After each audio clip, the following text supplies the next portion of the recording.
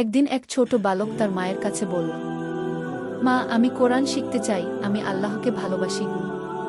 মা খুব খুশি হয়ে বললেন, বেশ, তাহলে তুমি হুজুরের কাছে যাবে এবং কোরআন শিখবে কি? ছোট বালক প্রতিদিন হুজুরের কাছে গিয়ে কোরআন শেখে। সে খুব মনোযোগী ছিল আর সব সময় সত্য কথা বলত। একদিন সেই বালক শহরে যাওয়ার পথে কিছু ডাকাত তার পথ আটকে দিল। ডাকাতরা বলল, তোর কাছে কি আছে বল। ছোট বালক ভয় না পেয়ে বলল, আমার জামার নিচে কিছু টাকা আছে, মা দিয়েছে কি। ডাকাতরা অবাক হয়ে জিজ্ঞেস করল, তুই আমাদের ভয় পাচ্ছিস না? তুই সত্যি কথা বললি কেন? ছোট বালক বলল, আমার মা বলেছে সব সময় সত্য কথা বলতে হয়, আর আমি আল্লাহকে ভয় পাই।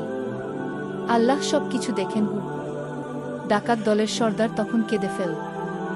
সে বলল, এই ছোট ছেলেটা আল্লাহকে ভয় পায়, কিন্তু আমি সারা জীবন মিথ্যা বলে ডাকাতি করেছি। আমি এখন থেকে আল্লাহর কথা শুনব। তারপর সেই ডাকাত দল সব ভুল কাজ ছেড়ে ভালো মানুষ হয়ে গেল। গল্প থেকে শিক্ষা: সব সময় সত্য কথা বলা উচিত। আল্লাহ আমাদের সব কিছু দেখেন। ছোটরাও বড় শিক্ষার উদাহরণ হতে পারে।